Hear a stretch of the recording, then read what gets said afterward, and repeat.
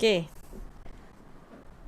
Bismillahirrahmanirrahim. Rabbi shrah li sadri wa yassir li amri wahlul 'uqdatam min lisani yafqahu qawli. Okay, semua clear suara, video? Boleh bagi notes dekat chat box. Ustazah Ida, okay ke? Suara, video? Okay? Boleh Okay, good. Clear, bagus. Alhamdulillah. Okay. So, terima kasih pada semua yang hadir. Ramai Alhamdulillah. Malam ni 33 orang. Okay, ramai ni dari seluruh Malaysia. Tim Penang ada, tim KL ada, tim Johor ada, Melaka pun ada. Alhamdulillah. Sekejap, saya tengok lagi. Okay. Oh, tim Kota Baru pun ada. Alhamdulillah. Okay. So, malam ni sebenarnya saya tak nak pergi panjang. Saya harap lebih kurang dalam sejam insyaAllah kita boleh habiskan. Tak apa Ustaz, Allah, lelaki Melayu terakhir tu Dr. Zul ada tu. Ada lelaki juga tu, don't worry. Lelaki dia zikir, dia lama sikit. So, kejap lagi dia wirid-wirid dia habis, dia masuk lah. Okay. Kak Donna belum ada lagi. Oh, Kak Donna dah ada. Alhamdulillah. Assalamualaikum Kak Donna. Okay, VIP.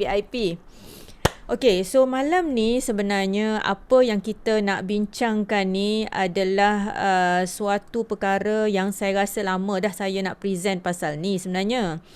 Tapi sebab tajuk dia ni dalam so malam ni yang saya bagi dekat sini saya rasa dalam 50% saja. Dan saya cuba pergi tak detail sangat sebab saya takut habis lambat. Saya cuba simplify. Saya cuba ringkaskan. Tapi kalau ada yang tak faham, rasa macam complicated sangat, bagi tahu. So saya akan cuba mudahkan untuk anda faham. Okay. So untuk mudahkan dekat sini, saya minta anda kalau ada soalan sila type dulu dalam chat box. Nanti kita akan jawab. Saya akan jawab nanti ataupun Dr. Zul akan tolong jawab insyaAllah. Kalau ada burning question, nak tanya apa-apa soalan yang rasa macam tak boleh tahan dah, nanti you all boleh on mic lah, boleh tanya soalan nanti insyaAllah. So saya akan mulakan, saya akan share screen. Okay.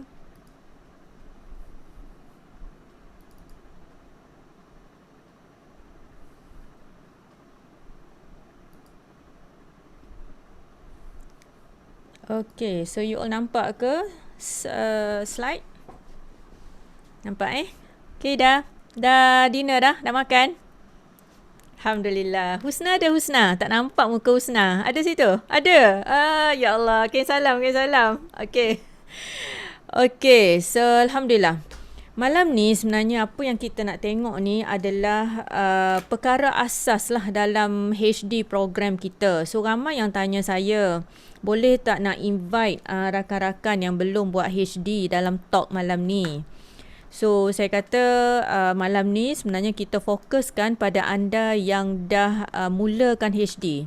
Ataupun kalau belum buat lagi HD, anda yang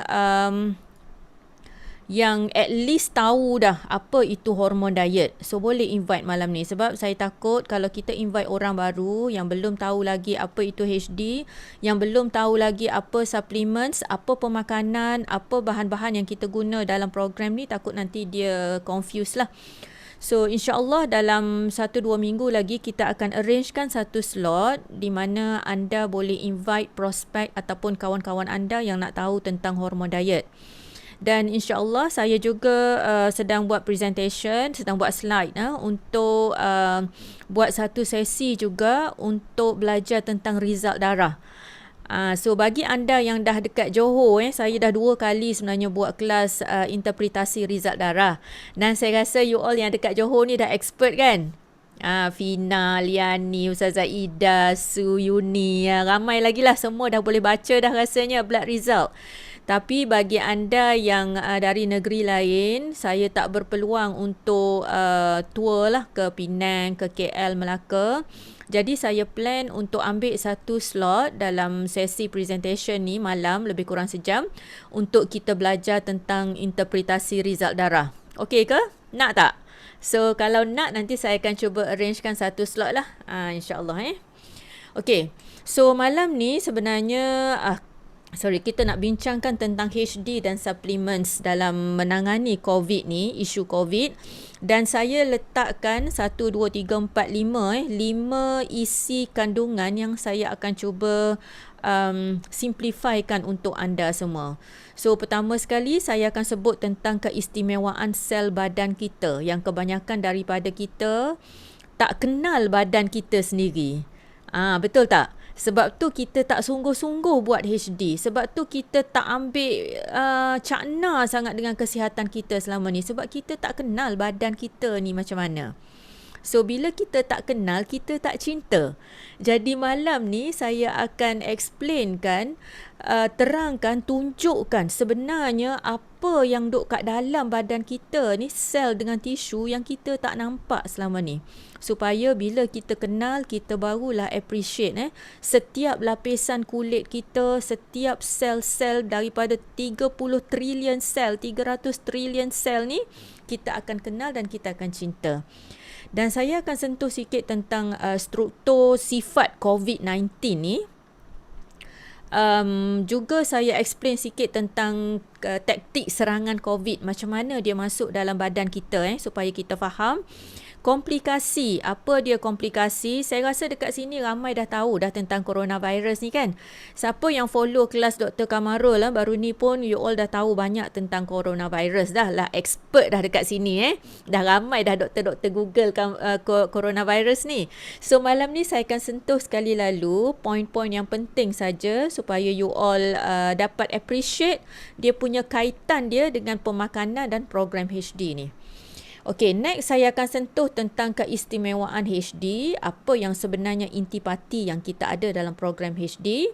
Okay, dan last sekali yang paling penting saya akan bagikan info detail tentang kereta kebal dan peluru yang kita guna dalam peperangan kita dengan coronavirus ni. Okay. So pertama sekali kita kenal badan kita, basic je. Ni cikgu bio ni mesti expert ni, cikgu Muhaini, cikgu Rodiah, kita ada ramai cikgu bio sini ni. Boleh tolong saya kalau ada silap kat mana-mana tu. So kita ni Allah Subhanahu Wa Taala jadikan terdiri daripada sel-sel yang bergabung menjadi tisu, yang bergabung menjadi organ, dan sistem badan tu adalah hasil daripada setiap organ dalam badan kita. Dan last sekali barulah terbentuk kita manusia ni. So setiap daripada kita ada 200 jenis sel. Ni semua ni adalah antara jenis sel yang dalam badan kita. Ni adalah benda-benda mikroskopik yang kita tak nampak, tetapi ia wujud dalam badan kita. So benda-benda inilah sebenarnya yang membina kita menjadi manusia sekarang ni. Saya letak kajol dengan Shah Rukh Khan ni, nak suruh Cikgu Linda happy sikit lah. Kajol dengan Shah Rukh Khan Okay. Dia pun tak expect. Okay, Saleh boleh mutekan dulu. Okay, jap, saya termute. Okay. So bagus boleh mutekan dulu. So semua benda ni adalah sel ataupun tisu ataupun organ sistem yang membentuk badan kita, dan inilah yang menjadikan kita manusia buat masa sekarang ini. So kalau kita tengok setiap sel yang ada dalam badan kita, bila kita buka sel kita ni, sebenarnya dia ada satu dunia dia. Ni dunia sel kita. So daripada luar ke dalam, banyak sangat kita panggil organel ataupun bahan-bahan yang setiap satu ni dia ada fungsi-fungsi dia. So yang you all biasa dengar biasanya nukleus lah, betul tak? Inilah benda yang ada kita punya genetic material kita. Sekejap saya minum air.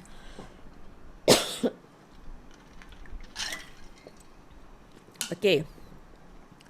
Dan kalau anda follow talk yang Dr. Yuni bagi baru ni, dia explain lebih tentang kita punya sel darah putih kita ataupun kita punya askar kita. Okay. So saya sentuh sikit tentang sistem pertahanan badan kita. Kita ada first, kita ada second line dengan third line ni. First line defense kita ni adalah kulit kita. Ni yang paling besar. So kulit kita, air liur kita, air mata. Air mata ni pun kita punya first line defense juga. Mucus, okay, bakteria baik dan stomach acid. So kalaulah katakan kita punya skin kita ni, sistem pertahanan pertama badan kita ni ditembusi, so inilah hasilnya. Maknanya kulit kita tu dah tak dapat nak protect kita, dia menyebabkan ada jangkitan kuman, nanah dan sebagainya. So ni first line defense kita dah dicerobohi. So kita punya second line defense kita adalah bahan-bahan yang berada dekat dalam chemicals daripada otak kita ni hasilkan hormon, prostaglandin, nerve impulse tu adalah second line juga. Dan juga kita punya pengawalan temperature kita, itu adalah juga body kita punya second line of defense. So badan kita sebenarnya dia akan cuba untuk supaya kita berada dalam satu tahap kestabilan dan keselamatan. So Allah Subhanahu Wa Taala ni baik sangat, dia buat banyak sangat mekanisme dalam badan kita untuk protect badan kita daripada ancaman luar. Tetapi kalau kita gagal juga second line defense kita, third line of defense ni akan mula bertindak. So third line of defense inilah biasanya yang akan di-trigger oleh coronavirus. Nampak tak? So bila coronavirus ni dia penetrate, dia penetrate, masuk melalui kulit, melalui liang mucus, melalui hidung, aerosol, dari droplets dan sebagainya, dia akan pergi ke second line defense dan dia akan pergi last kali ke third line of defense. Lymphocyte, dia akan activatekan antibody kita, dia akan triggerkan kita punya T cell, killer cell, cytokines, lymphocyte. Semua benda ni adalah askar-askar yang dah peringkat tahap yang dah bukan lagi prebet-prebet dekat bawah ni tapi dah sarjan, dah korporal, dah ke atas ni, apa semua lagi yang pangkat-pangkat dekat atas tu. So ini adalah third line of defense kita. Dan bila third line of defense kita juga fail, maka kita akan menyumbang kepada angka statistik ni. Na'udzubillah min zalik. So sistem pertahanan yang lapisan ketiga inilah yang sebenarnya kritikal sekali dalam menjaga pertahanan badan kita daripada serangan COVID. Dan inilah sebenarnya yang kita buat dalam program ni supaya kita dapat maintain askar lapisan pertama kita, askar lapisan kedua kita dan seterusnya askar lapisan ketiga kita. Okey. Siapa pernah dengar nama Sun Tzu? Ustaz Zaki mesti pernah dengar ni, Sun Tzu.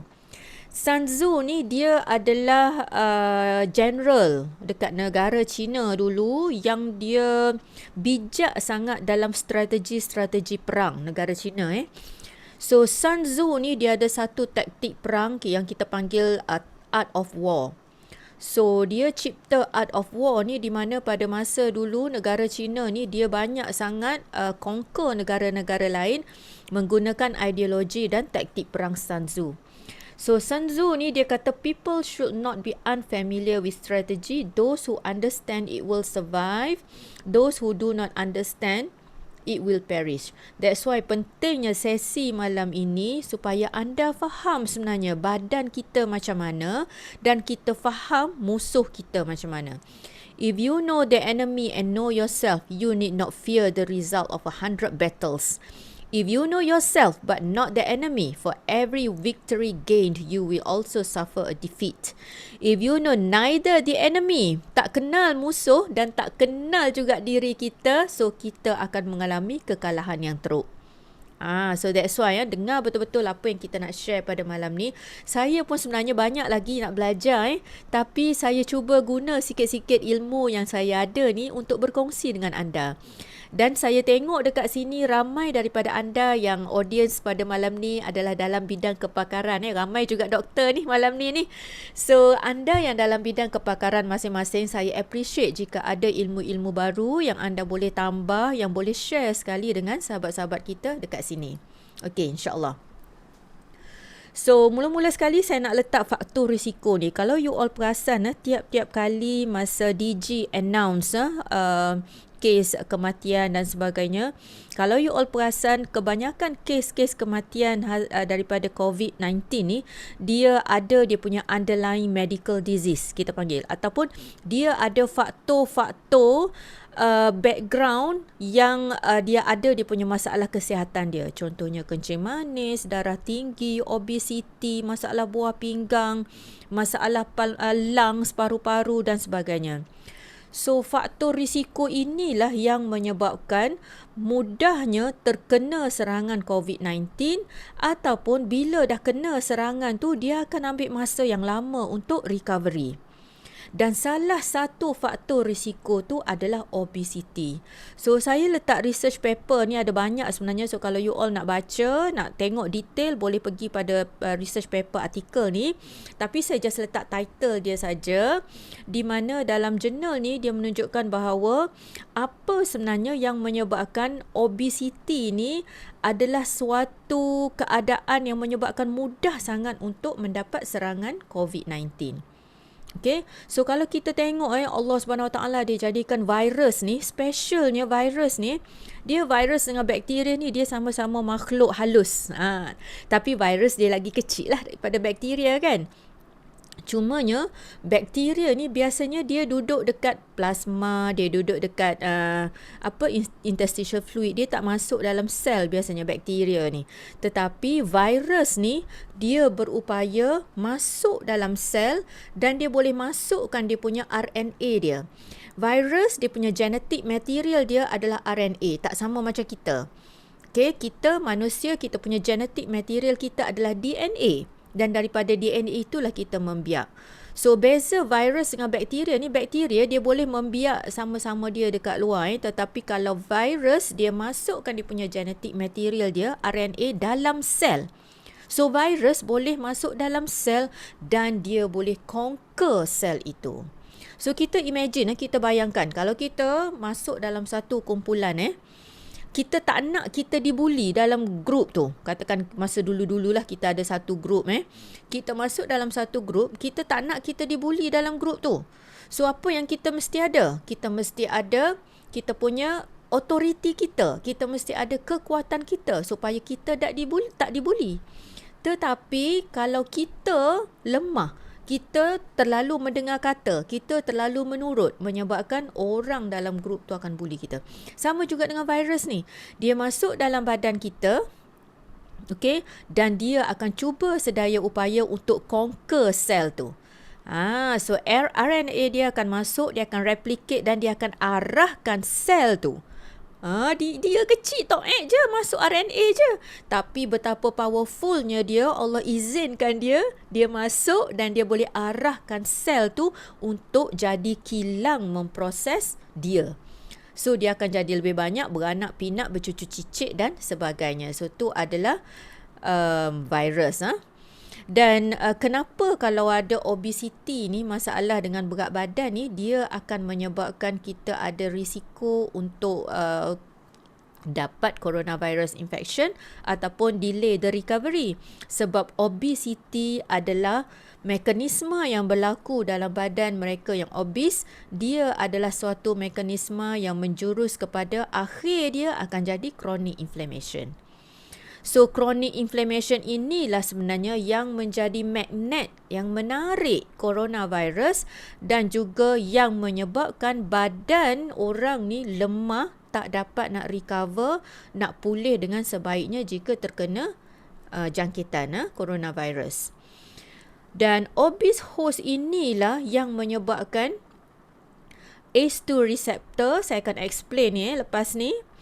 ACE2 receptor expression ni yang menyebabkan viral entry jadi banyak, yang menyebabkan viral spread jadi lebih banyak, chronic inflammation dan menyebabkan immune system dysfunction. So, obesity itu sendiri yang akan menyebabkan sistem imun badan kita akan rosak, dysfunction, tak dapat nak berfungsi dengan baik disebabkan insulin and leptin resistance dan menyebabkan impaired immunity. So ini semua menyumbang kepada poor clinical outcome bagi orang-orang yang ada masalah dengan obesity. Okay, so saya letak gambar ni nak supaya anda tengok Yang sebelah kiri tu diabetes dengan obesity tu masalah dia. Nampak? Insulin resistant, inflame, endothelial dysfunction, iaitu sel darah kita, dinding sel darah ni nama dia endothelium.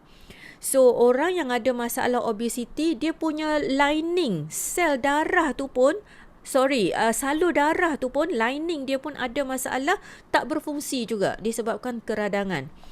So semua benda ni berada pada masalah orang yang ada masalah diabetik dan obesity. Buah pinggang, proteinuria, iskemia, oksigen tak dapat sampai ke organ, ke kidney dengan cukup, blood circulation terganggu, masalah jantung, paru-paru. Ni semua ada pada masalah orang yang diabetik dan obesity. Dan ini orang yang ada infection coronavirus, dia ada semua ni masalah ni. So once orang yang obese, yang kena jangkitan COVID ni, dia akan augment, dia akan mempergandakan komplikasi-komplikasi yang berlaku dalam badan. So sebab itulah obesity ni adalah salah satu faktor risiko yang kita kena betul-betul cakna. So bagi anda yang ada masalah berat badan ataupun yang tak ada masalah berat badan tetapi anda ada masalah keradangan yang tinggi, contohnya ESR tinggi, blood result dia, CRP dia tinggi, LDL dia tinggi. So ini semua adalah masalah keradangan. Anda kena tengok kena ingat, COVID-19 akan augment ataupun akan lebih memperbesarkan lagi kita punya masalah-masalah yang telah sedia ada. Okay, now saya nak tunjuk sikit tentang struktur anatomi virus ni supaya kita faham macam mana sebenarnya cara dia boleh penetrate, boleh dia tembus masuk dalam sel kita. Okay, so kalau kita tengok virus dia punya bahan dia ni adalah simple je. Dia tak ada complicated macam kita. Dia cuma ada selaput luar, okay, lipid membrane dia ni, dan dia ada mahkota dia ni, spike protein, nampak tak spike protein ni, dan dia ada genetic material dia, RNA dekat dalam ni. So 3 struktur utama ni yang menjadikan virus ni dia boleh conquer sel kita kalau dia masuk dalam badan kita. Dan yang kita kata virus virus of concern, variant of concern yang baru ni, VOC ni orang duk sebut ni, coronavirus yang baru ni, sebenarnya apa yang dia buat, salah satunya adalah dia tukar dia punya spike protein dia. Nampak tak? Dia mutation. Mutation dia yang berlaku tu, dia punya spike protein dia ni, tanduk dia ni berubah. So bila dia berubah, dia menyebabkan sel-sel dalam badan kita tak dapat nak recognize, tak dapat nak kenal. So ini menyebabkan jangkitan-jangkitan baru, simptom dan sign yang baru yang menyebabkan kita punya sistem pertahanan badan kita tak dapat nak mengenali. Okay.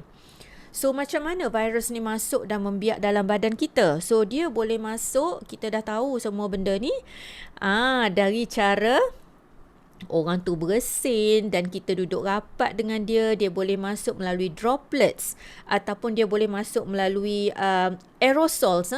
So kalau droplets tu mungkin dia punya partikel tu yang kita bersin, yang kita batuk, bercakap tu, mungkin dia punya partikel dia more than 5 microns. Kalau droplets dia besar sikit. Tapi kalau kita kata aerosols, dia punya partikel dia tu lagi halus, maybe less than 5 microns. So lagi kecil. Dan kalau aerosol ni biasa dia boleh pergi lagi jauh. Some study dia menunjukkan bahawa aerosol ni dia boleh pergi sejauh 27 meter. Cuba bayang So kita rasa macam kita dah duduk jauh dah, tapi rupanya dia boleh travel sejauh 27 meter. And kalau aerosols dikatakan dia boleh duduk dalam kita punya environments ni selama 30 seconds. So berhati-hati. Paling selamat kita duduk jauh pada orang lah. Jangan keluar rumah. Kalau tak ada apa-apa yang penting, kita duduk jauh daripada orang ataupun kita tak keluar dari rumah. Itu yang lebih selamat. So bila dia masuk melalui kita punya selaput mata, mucous membrane dekat mata, melalui hidung, melalui mulut dia tempat yang dia paling suka pergi adalah paru-paru. Ni adalah organ yang paling suka sekali virus ni pergi dekat paru-paru. Okey. Saya akan tunjuk detail kejap lagi tentang cara masuk tu, tapi saya just nak letak slide ni. So pastikan kita ada DVD setiap masa. DVD adalah distance, ventilation, duration. Pastikan distance 6 kaki ataupun lebih. Kita punya ventilation, so sebaik-baiknya kita ventilation dekat rumah. Kalau dalam rumah tu pastikan ada ventilation yang bagus, buka tingkap air purifier dan sebagainya kalau ada. Dan juga duration, maknanya duration kita contact. Kalau terpaksa kita lalu dekat tepi orang ke ataupun terpaksa kita bercakap ke, pastikan jangan lama-lama. Okay, time of contact tu penting supaya kita tak lama ada close exposure dengan orang yang possible ada infection. Okay, so ni yang saya sebut tadi. Kalau you all ingat, pintu untuk virus masuk dalam sel kita adalah melalui satu dekat sel, katakan dekat skin kita ke ataupun dekat blood vessel kita, endothelium ke. Ni adalah pintu masuk virus. Pernah dengar tak ni? Kita panggil ACE2 receptor. Okay, ni adalah reseptor ataupun pintu masuk. Okay, dan spike protein tu, dekat protein tu kan dia ada yang mahkota, tanduk-tanduk dia tu. So tanduk dia ni, dia akan pergi cari ACE2 receptor pada organ-organ kita, pada kulit kita, pada mata kita, dan dia akan pergi melekat dekat reseptor ni. So ni adalah pintu masuk virus ke dalam badan kita biasanya. Dan bila dia dah pergi dekat, biasanya dekat endothelial, okay, dekat salur darah. Endothelial cell ni adalah sel-sel yang melapisi dalam blood vessel kita. So ACE2 receptor pada sini biasanya dia ada dekat, nampak tak organ-organ ni? Saya letak contohnya CNS, kidney, CRS. So kalau kita tengok gambar ni, yang warna hijau ni, adalah organ-organ yang ada pintu masuk kepada virus tadi. Okey, dekat kidney nampak, dekat buah pinggang, okey, dekat hati, dekat paru-paru. Ni dekat paru-paru kita pun ada, dekat hati, dekat jantung pun ada. Okey, dekat otak, dekat mata dekat mata, superficial mucous membrane. Sebab tu lebih selamat kita pakai shield. Okey, protector ataupun shield tu. And even kalau tak ada shield pun, kita pakai mask yang secure, kita tutup dengan betul supaya kita tak dapat exposure daripada virus. So ni adalah antara pintu-pintu masuk virus corona ke dalam badan kita, iaitu melalui reseptor, nama dia ACE2 receptor, angiotensin converting enzyme receptor. So ni nama pintu masuk dia. Okay. So, kita tengok sikit komplikasi COVID-19 ni. So, saya rasa ramai dah tahu, tapi saya tunjuk juga dekat sini. COVID ni, komplikasi dia sama ada dekat paru-paru ataupun selain daripada paru-paru. Kebanyakan komplikasi dia berlaku dekat lungs ataupun paru-paru. Tapi ada banyak juga komplikasi yang lately ni makin banyak sejak ada variant of concern apa semua ni. Ada banyak juga komplikasi extra pulmonary, iaitu di organ-organ selain daripada jantung. Okey. Yang menakutkan sekarang ni, cuba tengok ni. Yang menakutkan sekarang ni, new variant of concern ni, kalau you all tengok serangan ke atas orang yang muda dan kanak-kanak serta ramai yang asymptomatic. Betul tak? Semalam kalau tak silap ada 2 atau 3 kematian di kalangan kanak-kanak. Hari ni saya tak tengok lagi lah dia punya statistik dia berapa hari ni, ada tak kematian di kalangan kanak-kanak. Ni VOC lah ni. Dan ramai sekarang ni varian-varian yang baru ni, dia datang kepada kita dengan tak ada simptom, asymptomatic. So orang tu dia bawa viral load, dia ada dalam badan dia bawa virus ke mana-mana, tapi dia sendiri tak ada simptom. So ni adalah benda-benda yang menakutkan sekarang ni. So kita tak dapat nak bezakan. Okey, saya nak anda tengok video ni, okey.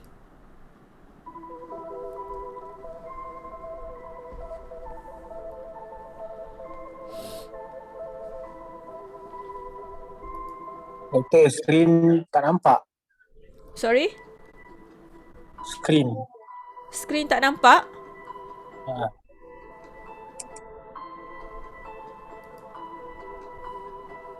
Dia jadi kecil. Jap, macam mana? Oh, memang. Video ni memang dia kecil. Ha. Memang dia kecil. So, dia memang dekat tengah je, dekat center je.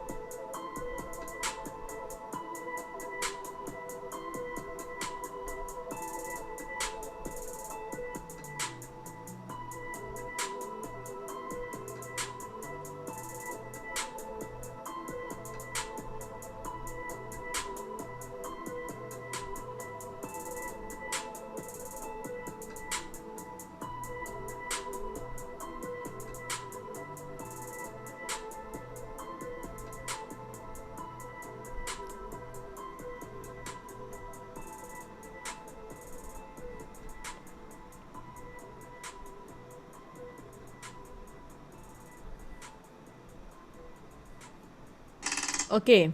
So, nampak daripada video ni, so kita kena berhati-hati sebab kadang-kadang ada beberapa simptom yang mungkin possibility ada pada kita tetapi kita punya test still negatif.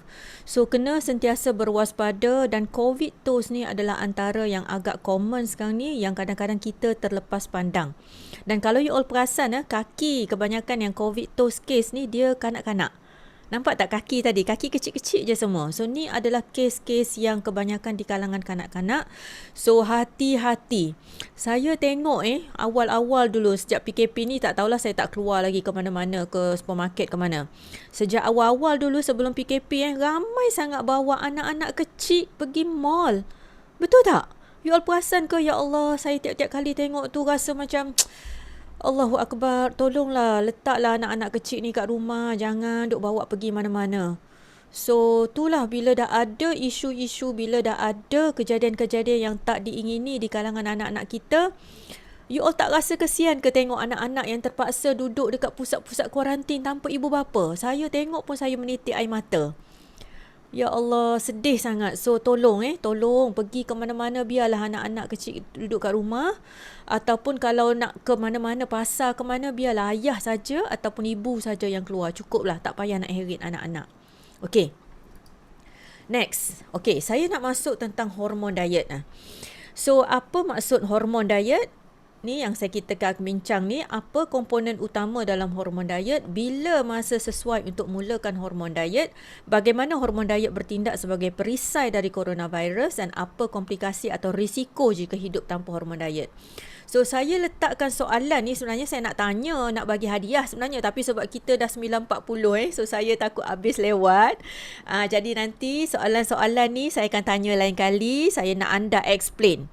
Selagi you all semua yang ada dekat sini, selagi tak dapat nak terangkan satu-satu, 1, 2, 3, 4, 5 ni, maksudnya anda belum faham lagi HD ni apa. Okay, so nanti saya akan call seorang-seorang, saya akan test. Dengar betul-betul ni supaya you all boleh jawab nanti bila saya tanya. Okay. So, apa ada dalam HD program ni yang bertindak sebagai perisai? Yang pertama, kita ada komponen makro dengan micronutrients.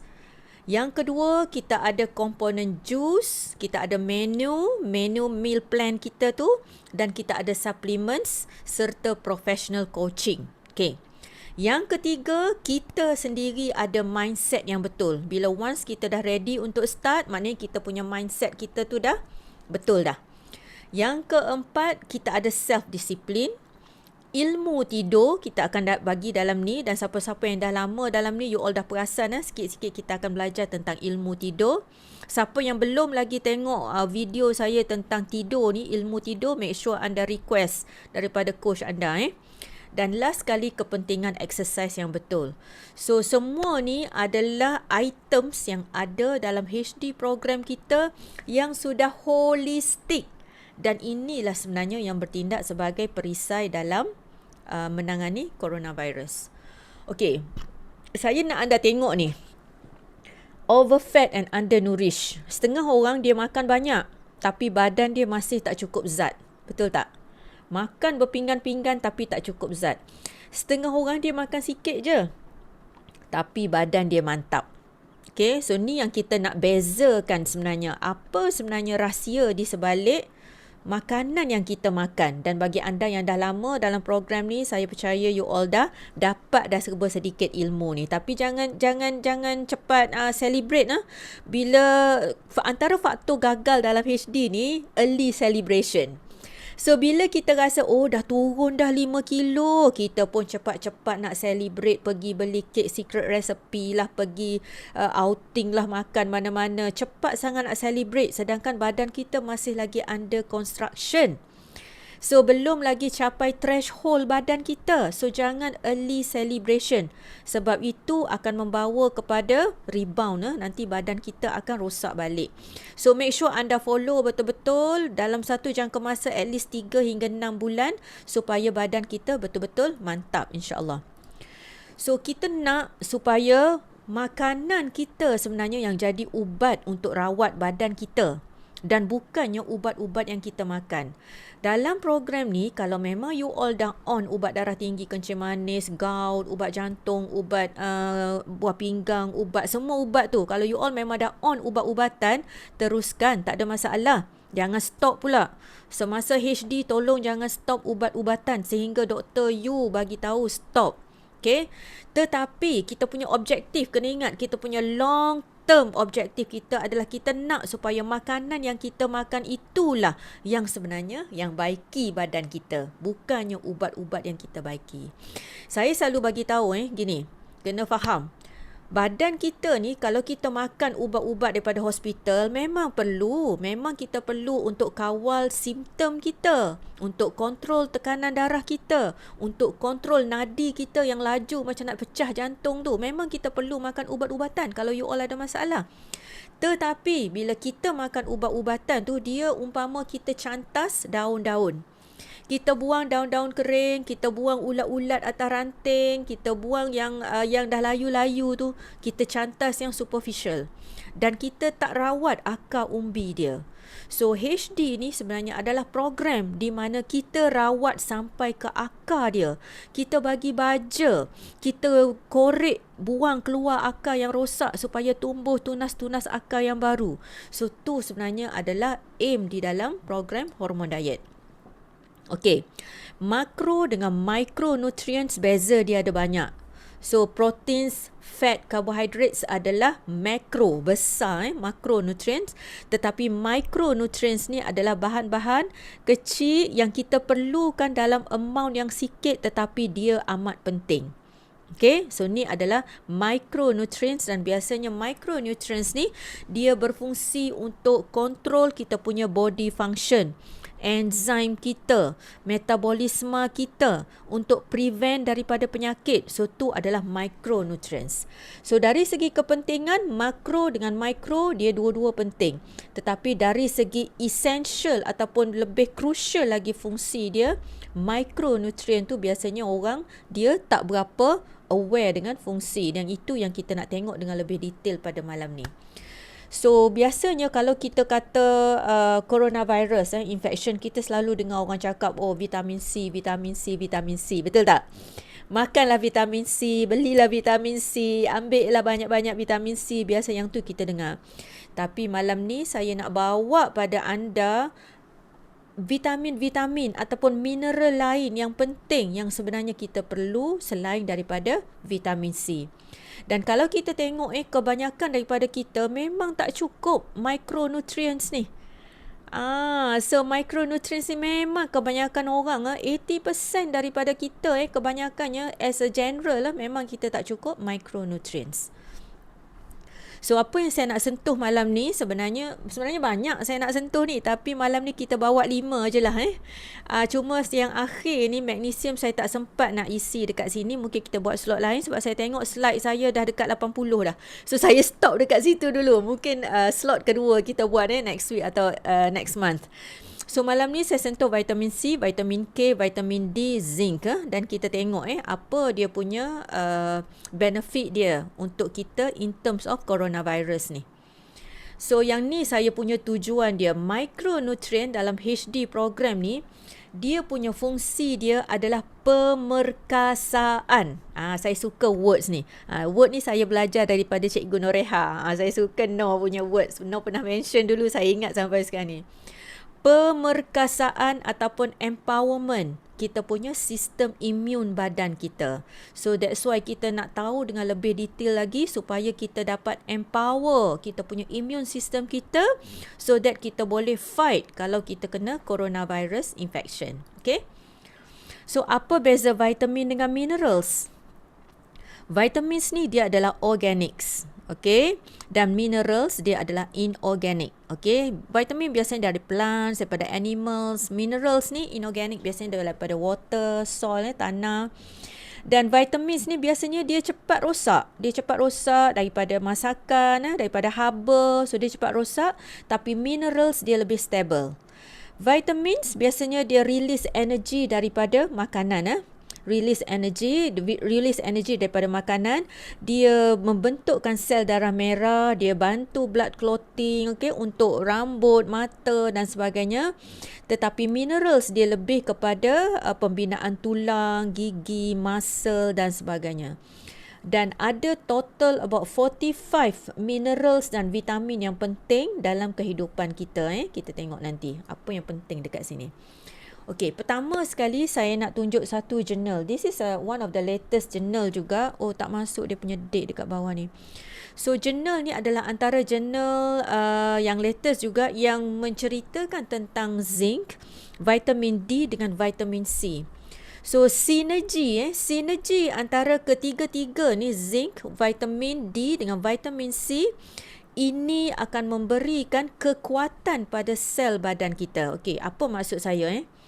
So dalam jurnal ni dia tunjukkan fungsi, dia detailkan penerangan tentang ketiga-tiga minerals dengan vitamins ni. So nampak tak rajah ni?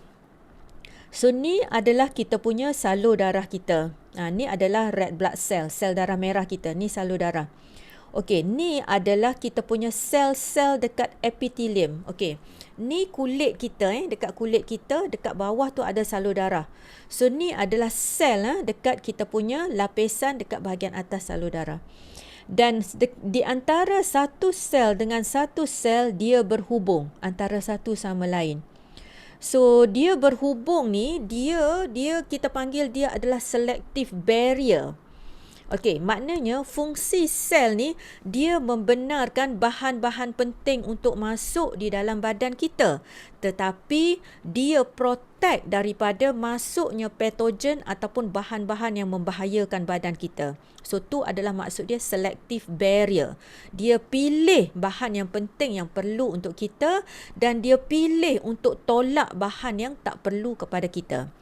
So ni adalah fungsi yang kita panggil tight junction, adherence junction dengan desmosomes. So ketiga-tiga ini dia berfungsi untuk mengikat yang membentuk physical junction, iaitu bahan-bahan dia boleh transfer. Bahan-bahan dia boleh transfer daripada satu sel ke satu sel ataupun dia boleh signal. Maknanya bahan yang ada dekat sini dia boleh bagi signal untuk bahan dekat sini berlaku, enzim dan sebagainya.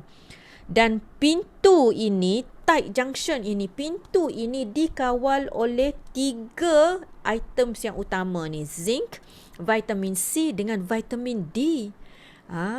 So kita selama ni kita tak nampak fungsi, rupa-rupanya cetok je duduk dekat sini ni, zinc, vitamin C dan vitamin D. Dia kawal pintu kemasukan yang kontrol bahan-bahan penting dan juga kontrol daripada kemasukan bakteria dan sebagainya. So virus, bakteria dan sebagainya, kalau benda ni ada leaking, dia boleh masuk dalam badan kita. So that's why dia kontrol. Dan kemasukan bahan-bahan penting perlu, tapi kemasukan virus dia akan sekat.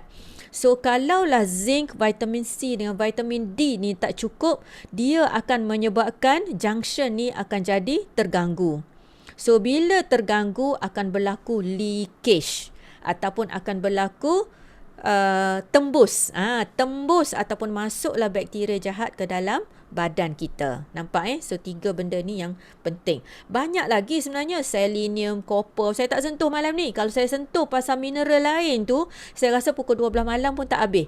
So malam ni kita cerita 3-4 vitamin dengan minerals ni saja supaya you all nampak.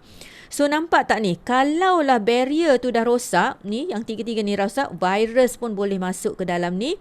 Dia akan terus pergi dekat salur darah kita dan dia akan terus mengalir dalam badan kita. So that's why kita nak jaga supaya barrier ni dia sentiasa dalam keadaan intact dan kita punya junction ni diperketatkan oleh ketiga-tiga zinc, vitamin C dan vitamin D. Okay, nampak Okey, vitamin C. Bila kita sebut vitamin C, saya rasa semua orang dah tahu vitamin C ni. Dan vitamin C ni, dia punya kekuatan dia dalam badan kita bagus sangat, sebab selain daripada dia jaga immune system kita, dia juga penting untuk semua fungsi lain dalam badan yang saya tunjukkan nanti. So ni adalah dos. Saya rasa saya dah bagi dalam grup lah. So you all boleh refer balik nanti. Saya dah bagi dosage ni dalam grup. Dan sumber vitamin C ada banyak So antaranya adalah jambu batu Siapa yang suka jambu batu Orange. Ramai yang tanya kenapa dalam HD ni kita tak benarkan makan orange. Bukan tak benar tapi saya nak supaya you all hold dulu sekejap. Sebab kebanyakan orange yang sampai ke negara kita ni adalah yang telah kita panggil dia peram ataupun dia letak dalam bahan kimia yang banyak dari negara China dan sebagainya. So kalau you all perasan, kalau kita makan orange ke apa semua, kadang-kadang kita sakit tekak. Unless you dapat betul-betul orange yang tanam sendiri ataupun orange yang memang pure organic, yang tak ada bahan-bahan kimia dan sebagainya, boleh makan sebab sumber vitamin C. Tetapi in terms of sumber vitamin C, cuba tengok guava. Siapa yang suka makan guava, dia punya vitamin C jauh lebih tinggi daripada orange. So makanlah buah jambu batu. That's why saya encourage sangat. Kalau you all perasan dalam grup, kalau you all letak pinggan makanan tu, saya selalu puji orang yang letak jambu batu dekat dalam lunch atau dinner dia, terbaik. Sebab jambu batu ataupun guava, sama ada yang isi merah ataupun putih ni, dia mengandungi vitamin C yang amat tinggi. Tengok, vitamin E dia tinggi, vitamin B3 dia tinggi, fosforus dan semua ni adalah tinggi berbanding dengan orange. So mulai hari ni semua makan jambu batu. Siapa nak jambu boleh order dengan Cikgu Noreha dia toke jambu batu So you all boleh order dengan dia. Okay, next. Another important source of vitamin C adalah pineapple. Pineapples ni adalah buah utama yang mesti ada dalam resepi jus kita. So ramai orang claim, doktor kenapa pineapple ni boleh makan? Nenas ni, dia punya gula dia tinggi. Okey, saya kata yes, tetapi nenas ni dia bukan datang dengan gula saja. Gula dia tu adalah gula buah fructose, tetapi dia datang sekali dengan package semua ni. Nampak tak? Zat dia, fiber, carbohydrates, vitamins, mineral, semua ada dalam ni. Dan enzim, bromelain enzim dekat empeluh, dekat tengah tu, itu adalah bahan yang the first kali yang akan baiki kita punya keradangan, especially dalam usus, dalam perut dan sebagainya. So, ini adalah antara sumber vitamin C utama. Yang lepas ni kalau you all makan vitamin C ni, you all kena ingat rajah yang saya tunjuk tadi tu. Dia protect kita punya tight junction kita daripada kemasukan virus yang jahat, bakteria dan sebagainya ke dalam badan kita. So, selain daripada tu, vitamin C dalam HD program. Kat mana lagi ada vitamin C dalam HD program kita ni? Cuba fikir. Monyet pun duk fikir tu. Cuba you all fikir. Yes! Dalam aloe vera. So, aloe vera, kita punya AVG tu sama ada yang plain ataupun nectar, peach ataupun glucosamine freedom ni. Kak Siti Nurah best dekat Singapore dia ada freedom. So, aloe vera adalah antara yang tinggi vitamin C content dia. As antioxidant lah. So, dalam 250 ml aloe vera, dalam satu mug tu, lebih kurang satu mug, ada 30 gram vitamin C.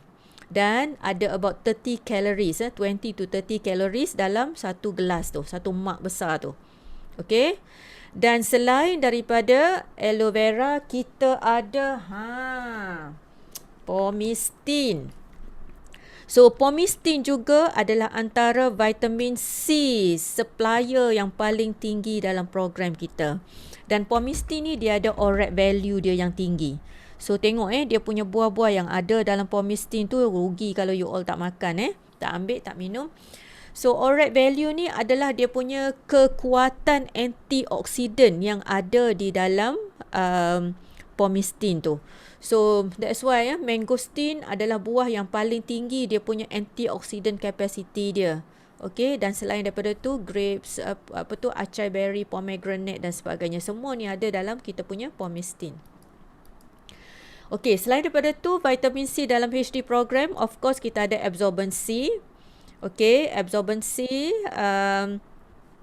Dan dalam Forever Light Vanilla. So, kalau you all perasan dalam Forever Light ni, cuba tengok siapa yang ada Forever Light depan dia.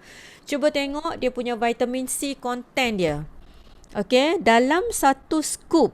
Okay, this is per serving. Satu serving kita adalah 25 gram. So, dalam satu scoop, dalam satu serving Forever Light Vanilla tu, kita ada 40 miligram vitamin C. Ni dalam Forever Light yang you all campur dalam jus tiap-tiap pagi tu. Okay. Dan juga di dalam Royal Jelly, kita ada juga benefit of vitamin C di dalam Royal Jelly. Okay. Tapi the best actually vitamin C dalam HD program ni, boleh agak tak the best ada dalam apa? Yang pertama adalah siapa tahu apa tu? RG. So, siapa yang dah cuba RG RG Plus ni, tengok dia punya vitamin C dia 100 mg per serving. Satu sachet. Dalam satu sachet ada 100 mg. That's why dia punya antioxidant capacity dia very high. Okay. Dan satu lagi yang paling bagus adalah, ni apa? Super Green. Siapa pernah try Super Green dekat sini? Okay, this is Super Greens. Dan Super Greens ni, dia ada 80 mg per sachet. Okay. So, semua yang kita bagi bekalkan dalam program ni adalah antara yang tinggi sekali vitamin C content dia. So, ramai yang tanya saya tentang unit ni Ijan pernah tanya sekali. So, kalau ikut dekat dalam Super Greens, dia punya unit dia adalah nutrient reference value. Okay, tapi kalau dekat Forever Light dengan dekat yang lain, packaging lain, dia guna DV, daily value. So, sama je sebenarnya according to WHO, FAO ni, dia sama je. Kita guna sama ada nutrient reference value ataupun DV ataupun RDA. Ni adalah terminologi lah. So, dia menunjukkan how much of a certain nutrient is needed per day to stay healthy for the general population. So, untuk general population lah, maknanya kalau dalam keadaan badan kita yang ada masalah inflammation dan sebagainya, tak salah kalau kita ambil dalam dos yang lebih sikit. Okay, sebab dia punya values tu dia buat untuk general population. Okay, so vitamin C deficiency, ramai yang dah tahu apa dia punya masalah, simptom kalau kita ada deficiency. Dan kita nak tahu juga kita cukup ataupun tak vitamin C ni kalau kita selalu sesama, cepat demam sikit-sikit cepat demam, sikit-sikit cepat sesama, sikit-sikit sakit kepala, sikit-sikit demam. Tu menunjukkan kita punya immune system ataupun kekuatan badan kita tu adalah lemah. Okay, now yang kedua, Masya Allah, dah pukul 10 You all okay lagi ke ni nak sambung ni? Boleh sambung lagi tak? Sekejap, saya nak tengok Ataupun dah nak stop ke? Boleh sambung lagi? Okay, sebab kita dah pukul 10. Boleh Okay, very good. Sebab saya baru nak masuk vitamin D ni. Okay, saya pergi cepat-cepat lah So, vitamin D. Vitamin D ni adalah kita panggil sunshine vitamin. Pernah dengar tak?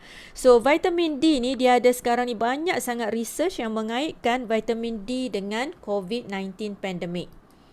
Okay, sorry lah Su, saya curi gambar Su.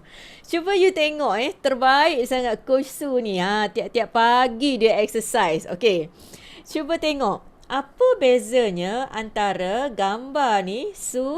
Okay, Coach Su. Siapa yang belum kenal lagi Coach Su Ni Coach Su. Beza gambar yang sebelah kiri dengan gambar yang sebelah kanan.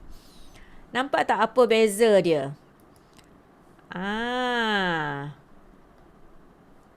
Okay, wah, idola saya. Ya, Linda, idola saya juga ni. Exercise bagus sangat. Okay, so saya nak anda nampak beza dekat sini. Okay, Su dia exercise dekat dalam rumah. Nampak tak? Treadmill dia dekat dalam rumah. Dekat mungkin sliding door ni saya tak sure bertutup ke tak. Tapi saya nak explain ni, saya anggapkan bertutup. Sliding door ni bertutup Dan dekat sini, Su exercise dekat luar rumah. Okay, dekat depan rumah dia tu ada playground. Siapa yang pernah pergi rumah Su, depan rumah dia ada playground. So, Su dia exercise dekat luar rumah, ada ventilation, ada cahaya matahari. So, nampak tak beza dua ni? So, saya nak tunjuk perbezaan ni adalah supaya anda faham. Apabila kita nak vitamin D dengan optimum, the best is actually kita exercise dekat luar rumah. Bila kita exercise dekat dalam rumah, okay, kita nampak cermin sliding door ni, biasanya window kita ni, mirror cermin dia ni, dia kaca ni, dia dijadikan dia punya fungsi dia block ultraviolet. So, bila kita exercise dekat dalam rumah, biasanya ultraviolet A ataupun B tu dia tak masuk. Sebab memang dia, purpose dia, screen tu dia nak tutup ultraviolet. Tetapi bila kita exercise dekat luar rumah, all the cahaya matahari ultraviolet tu akan dapat pada kita. Okay, saya akan explain lebih detail lagi ni. Kenapa pentingnya saya tunjuk gambar ni. Dan bila kita tengok kajian 1 in 8 people worldwide have a vitamin D deficiency or insufficiency. Sama ada kita tak cukup ataupun kita memang kekurangan vitamin D. Okay, ni kajian dah dibuat lah. Tapi, cuba fikir ni. Cuba fikir sikit. The darker the skin, kalau kita berkulit gelap, ataupun kalau kita obese, overweight atau obese, vitamin D level dalam badan kita akan lagi rendah berbanding dengan orang yang berkulit cerah ataupun orang yang berat badan dia normal ataupun dia slim. Agak-agak kenapa? Cuba fikir. Agak-agak kenapa? Okay. Lepas ni, saya explain ni, nanti you all akan terjawab sendiri soalan tu.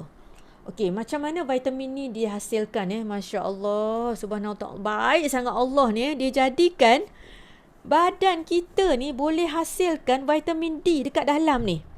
So, dekat bawah kulit kita ni, epidermis ni kulit kita. Dekat bawah kulit kita ni ada lapisan yang ada kolesterol. Okey, sebab tu lah bila kita timbang dengan Karada scale tu, kita kata kita tak nak rendah sangat kita punya kolesterol Sebab kita perlukan kolesterol sebenarnya dalam badan kita. 7-dehydrokolesterol. So ini adalah kolesterol yang kita akan guna untuk membina vitamin D. Dan bila kita tak cukup kolesterol baik ni, badan kita akan ada masalah untuk bina vitamin D. So, badan dia gunakan ultraviolet B daripada cahaya matahari. So, that's why bila kita exercise dekat luar, kita dapat pancaran cahaya matahari. Ultraviolet B tu dia akan masuk penetrate ke dalam epidermis kita, kulit kita. Dia akan stimulate, dia akan menggerakkan kolesterol baik ni untuk menghasilkan cholecalciferol. Dia akan bawa, ni semua proses dia. Selain daripada cahaya matahari, pemakanan daripada sumber makanan pun dia akan bagi juga sumber untuk buat vitamin D. So vitamin D ni dia akan dibuat dekat dua tempat. Satu dekat hati. So bila dia buat dekat hati, kita punya vitamin D ni masih lagi dalam bentuk yang tak aktif.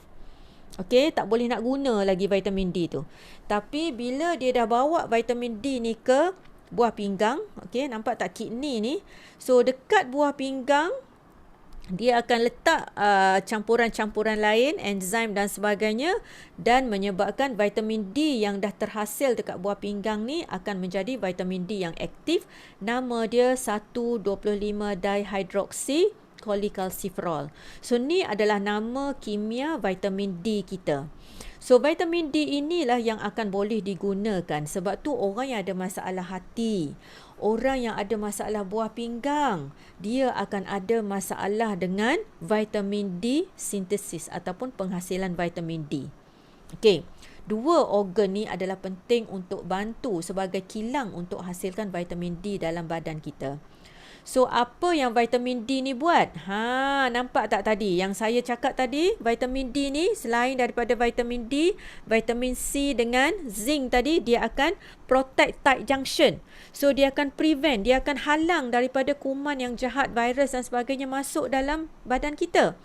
So ni adalah fungsi vitamin D. Vitamin D juga dia akan modulate ataupun dia akan menukar immune system kita akan menjadi lebih kuat supaya kita dapat protect badan kita daripada coronavirus. So ni adalah kepentingan vitamin D di dalam badan kita.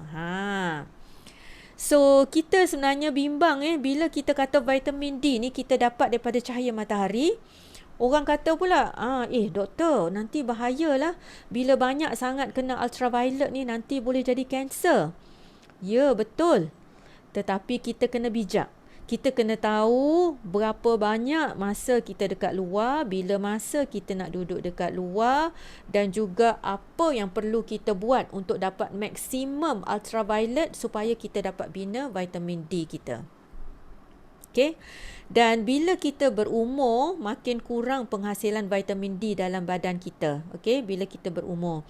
So sebab itulah bila umur orang muda tak apa, dia berjemur sekejap je pun dia dah boleh dapat ultraviolet B. Kita guna ultraviolet B untuk hasilkan vitamin D dalam badan kita. So orang yang berumur dia kena masa yang lebih sikit untuk dapat lebih ultraviolet B untuk hasilkan vitamin D. Orang yang kulit gelap, tengok tadi saya tanya kenapa orang yang kulit gelap dia punya vitamin D level dia lebih rendah. Sebab apa? Sebab orang yang kulit gelap dia melanin dia tinggi. Melanin kan, melanocyte ni adalah sel-sel yang hasilkan melanin. Orang yang berkulit gelap, melanocyte dia, sel yang hasilkan melanin ni tinggi. Melanin dalam badan kita ni dia bertindak seperti sunblock. So bila orang yang kulit gelap ni melanin dia tinggi, dia akan block ultraviolet daripada masuk dalam badan kita. That's why kalau orang yang kulit gelap dia kena berjemur lama sikit berbanding orang kulit cerah. Orang yang kulit putih ataupun kulit cerah dia berjemur sikit, sekejap je dia dah dapat maksimum vitamin D dah, maksimum ultraviolet. Tetapi orang yang kulit gelap sebab melanin dia tinggi, dia block ultraviolet tu, so dia berjemur lama sikit barulah dia dapat ultraviolet tu. Musim kita tak adalah sama dengan winter, tetapi kita ada musim hujan, musim panas. So kalau masa musim hujan tu mungkin matahari kurang keluar, so jadi kita mungkin kena masa lama sikit duduk kat luar supaya kita dapat maksimum cahaya matahari. Ada juga yang suka pakai skincare yang ada sunblock, SPF tu. So SPF tu sebenarnya dia block pancaran ultraviolet daripada kena dekat muka kita. So bila kita keluar exercise pagi-pagi, ni tips. Tak payah pakai sunblock. Nak pakai boleh, tapi jangan pakai yang tebal-tebal. Ataupun kalau boleh, biar bare face dulu. Keluar bare face dulu, jangan pakai sunblock, tapi jangan lama So about 20-30 minutes. Banyak kajian menunjukkan lebih kurang dalam 20-30 minit pada waktu pagi tanpa sunblock dan tanpa pelindung supaya kita dapat maksimum ultraviolet untuk buat vitamin D. Okey, dalam badan kita. Okey, dapat Ada soalan tak setakat ni Jap. Kalau ada soalan, melanin. Bukan melatonin, melanin. Yes. Okay, yes, sunscreen forever. Okay, boleh. Kalau nak pakai sunscreen boleh, tak ada masalah. Cuma saya nak bagi tahu, kalau katakan nak keluar sekejap pagi untuk the purpose of kita dapat ultraviolet tu untuk dapat vitamin D kalau boleh kita jangan pakai dulu. Kalau katakan kita nak duduk lama dekat luar, is okay pakai. Tapi kalau just nak exercise setengah jam ke 40 minit ke, just keluar dulu. Spray aloe first. Saya tak ada aloe first ini. So make sure anda nak keluar tu just spray untuk hydrate sikit. You spray aloe first. Aloe first and then you letak. Forever punya sunscreen tu bagus sebab bila you pakai dia akan lembapkan kulit. Tetapi dia punya teori dia, bila kita pakai sunscreen tu dia akan block lah ultraviolet. So make sure ada hari-hari yang kita bagi badan kita, kulit kita ni kena cahaya matahari supaya badan kita dapat ultraviolet B untuk bina vitamin D. Okay, so ada orang kata tadi yang saya tunjuk gambar Su exercise tadi tu. Okay, ada orang tanya, doktor, meja study saya duduk tepi tingkap, so saya dapatlah cahaya matahari So sama juga dengan gambar yang tadi Su exercise dekat sliding door tu. Bila kita exercise ataupun kita duduk tepi tingkap, kita rasa macam dapat panas cahaya matahari, konon-konon ultraviolet masuk. Tapi sebenarnya tingkap tu dia block Dia, the purpose of bina tingkap tu sebenarnya dia block cahaya matahari tu. Dia block, dia cuma sampai haba, tetapi dia block ultraviolet daripada masuk So kena expose juga dekat luar. Okay, so ni adalah ultraviolet A, ultraviolet A, ultraviolet B dengan ultraviolet C. So yang kita bina vitamin D adalah kita guna ultraviolet B. Okay. Ultraviolet A dia lebih kepada aging sebab dia masuk ke dalam. Dia akan menyebabkan collagen kita rosak dan sebagainya. Ultraviolet B dia lebih kepada burning. Burning. Tapi ultraviolet B ni dia punya kesan dia, kalau kita terekspos dengan terlalu banyak, dia akan menyebabkan kita punya DNA bonding. DNA kita double strand kan, kita ada 2 strand tu. So salah satu efek ultraviolet B ni, dia boleh cleavage, dia boleh pecahkan kita punya DNA tu. Jadi maknanya dia boleh rosakkan DNA kalau lama sangat terdedah pada ultraviolet dekat luar. So biar berpada-pada, at least about 30 minutes, 40 minutes dah memadai untuk kita dapat sinaran matahari supaya kita dapat bina vitamin D yang cukup untuk badan kita setiap hari, insyaAllah. Okay, so yes, this is the cleavage. Ni adalah efek ultraviolet kepada badan kita. So tengok ni adalah melanin. So melanin layer dekat sini, saya rasa saya ada gambar dekat sini. Okay, yes, this is melanocyte Okay, so melanocyte dihasilkan melanin, bukan melatonin melanin. Dihasilkan melanin. So melanin ini dia akan act sebagai sunblock yang akan block ultraviolet dan prevent daripada vitamin D synthesis. Okay, so banyak research yang kita dah tengok. Now this is one of the latest research juga, 2020 punya research, evidence for a protective role of vitamin D in COVID-19. Okay, so apa yang vitamin D ni buat? Vitamin D ni, dia punya fungsi dia adalah ke atas askar-askar dalam sel badan kita. Vitamin D dia akan pergi bind kepada sel dan dia akan memudahkan gene expression kepada askar-askar kita ni, dan dia akan menyebabkan askar-askar sel darah putih, makrofag, neutrofil, limfosit dan sebagainya tu untuk lebih senang bekerja. So ni adalah fungsi vitamin D. So dia akan menguatkan askar sistem pertahanan badan kita supaya boleh pergi menyerang coronavirus yang masuk dalam badan kita. Okay, setakat ni faham So apa dia makanan yang tinggi vitamin D?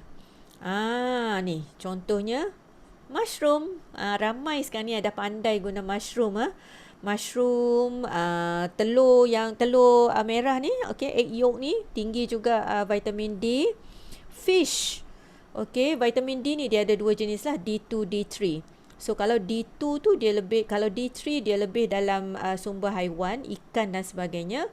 Kalau D2 dia lebih dalam sumber tumbuhan, soya, tempe, tauhu, ni banyak vitamin D. So, ni soalan cepu mas. Bagaimana cara untuk memaksimalkan penyerapan vitamin D dalam makanan? Ada siapa nak jawab tak? Macam mana kita nak maksimumkan? Saya rasa saya ada cerita ni dalam video food synergy. Macam mana kita nak maksimalkan? Okey, cikgu cuba jawab. Macam mana nak tahu kita kurang vitamin D? Okey, vitamin D ni kita boleh tahu kita kurang cuma bila kita buat blood test lah. Ataupun kita ada simptom vitamin D kurang. Tapi kebiasaannya kita buat blood test baru kita tahu. Okey, macam mana nak maksimumkan penyerapan vitamin D dalam makanan? Cara dia, ni, dengar betul-betul ni, taktik dia. Vitamin D ni dia adalah vitamin larut lemak. So, kita ada 4 vitamin larut lemak. A, D, E, K. Ingat vitamin adik. So 4 vitamin larut lemak ni macam mana kita nak maksimumkan penyerapan? Kita ambil makanan kita tu dengan minyak. Contohnya olive oil. So contoh kita masak ikan ni. Ikan ni kan ada vitamin D. So kita bila dah siap, kita pun letak olive oil dekat atas dia. So tu kita akan maksimumkan penyerapan dia. Ataupun kita masak mushroom, potong-potong-potong, kita buat salad ke apa semua. Akhir sekali kita letak olive oil ataupun kita mix dengan avocado ke. So semua tu adalah lemak-lemak baik yang akan bantu untuk increase absorption vitamin D dan vitamin-vitamin larut lemak lain. Okay, boleh Okay, next kita pergi pada mineral zinc. Zinc penting sebab fungsi dia memang untuk semua ni. Nampak tak? So last kali zinc ni memang dia punya asas dia akan protect paru-paru especially, dan juga kita punya sistem badan kita, sistem imun kita daripada COVID-19 infection. So zinc deficiency ni ataupun kekurangan mineral zinc ni adalah salah satu punca kenapa kita senang dapat jangkitan kuman ataupun jangkitan virus. Dan zinc yang kurang ni juga menyebabkan kalau coronavirus infection, dia menyebabkan sukar untuk recover seseorang tu. So apa makanan yang tinggi dengan zinc? Semua ni yang saya letak sini nuts, seed, semua sayur-sayur hijau. Dalam jus antioksidan, 2 benda selain daripada jus sayur-sayur hijau semua tu, ada 2 benda yang wajib letak yang tinggi zinc. Pertama flaxseed, kedua chia seed. So tu adalah antara makanan yang tinggi zinc yang akan bagi kita benefit protection of antioksidan. Okay. So the best source of zinc adalah aloe vera. So dalam aloe vera juga ada zinc yang boleh bantu untuk kita punya immune system kita kuat dari segi untuk pertahanan dari segi coronavirus. Cuba tengok kita punya Forever Light. Nampak tak? Ni saya dah tanda sini. So dalam satu serving Forever Light vanilla kita ada 3.7 mg. Nampak tak zinc? Okay. So dalam Forever Light Vanilla, selain pada vitamin-vitamin, kita ada juga zinc. So kalau malas nak masak, nak ambil makanan, nak mushroom ke apa semua, malas nak cari, ambil satu scoop, bancuh, kita dah dapat 3.7 mg zinc di dalam Forever Light Vanilla. Okay, next. Nak habis dah kita pergi pada vitamin K. Vitamin K ni adalah antara vitamin yang penting juga. Dia vitamin larut lemak juga yang akan bantu juga untuk kita kuatkan sistem pertahanan badan kita. So, vitamin K ni dia kaya dalam sayur-sayur hijau. Nampak tak? Sayur-sayur hijau. Lagi hijau warna sayur tu, lagi tinggi vitamin K content dia. Dan antara suplemen yang tinggi vitamin K adalah FOG, Field of Greens. So, Field of Greens ni adalah goreng pisang panas dalam Forever 2U apps. So, pastikan anda dapat vitamin K daripada FOG ni sebab dia antara sumber yang baik sekali yang kita boleh dapat. Selain daripada tu RG, RG juga ada vitamin K2. Bagus. Vitamin K ni kenapa dia penting? Sebab dia bantu, selain daripada dia boostkan kita punya immune system, dia bantu juga untuk pembekuan darah yang normal dalam badan kita. So cascade ataupun sistem pembekuan darah dalam badan kita ni, dia ada dia punya hierarki dia, dan setiap proses itu diregulate, dikawal oleh vitamin K supaya jadi dengan baik sistem pembekuan darah kita. So fungsi dia ada banyak saya bagi tahu tadi, kawal atur proses pembekuan darah, mengelakkan pembentukan kalsium dalam salur darah, penting vitamin K. So vitamin K, kalau tak cukup vitamin K, dia akan menyebabkan kalsium tu pergi duduk dekat dalam salur darah kita dan menyebabkan salur darah jadi keras dan stiff. Ni adalah antara faktor-faktor keradangan juga. Vitamin K, fungsi lain dia adalah untuk menguatkan tulang. Okay, so ni adalah vitamin K. Dan for your information, vitamin K, saya suka sangat ambil RG. Satu sachet kita dah ada vitamin K sebanyak 20 mikrogram. Okay, kita dah ada dalam tu. Okay, next.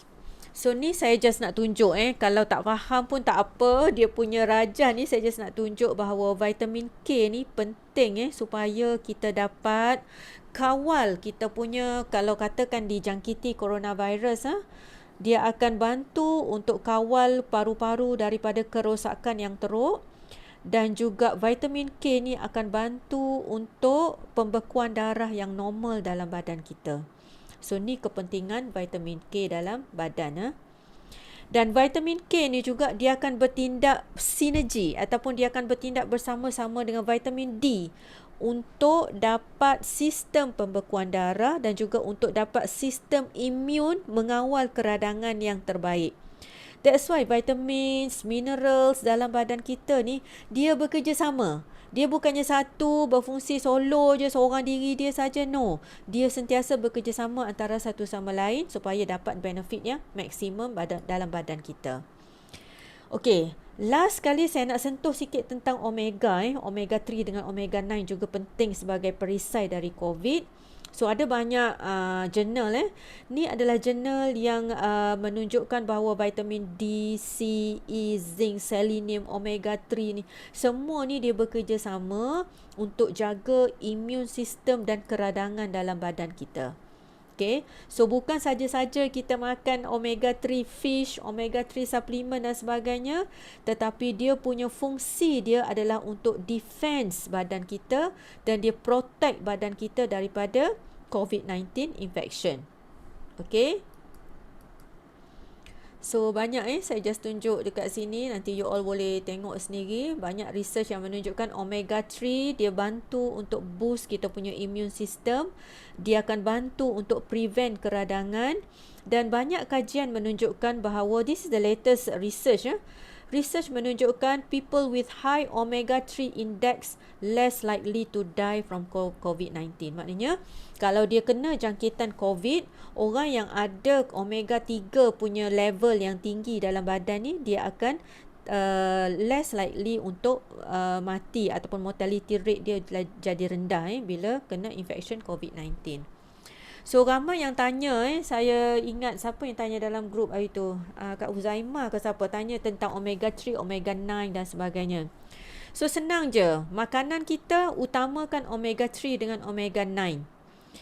Kurangkan omega 6 kerana omega 6 menyebabkan keradangan. Omega 3 dengan 9 reduce inflammation. Okay, so nak beli minyak ke apa semua, tengok biar tinggi omega 3 dengan omega 9 and low in omega 6. So Atik C, sama ada Atik C Malaysia ataupun Atik C daripada Singapura, US dan sebagainya, kita ada dua omega 3 dengan omega 9. So inilah yang membezakan minyak ikan dalam kita punya Forever Living dengan minyak ikan dekat luar. So kita dapat double benefit untuk protect badan kita daripada keradangan dan sebagainya.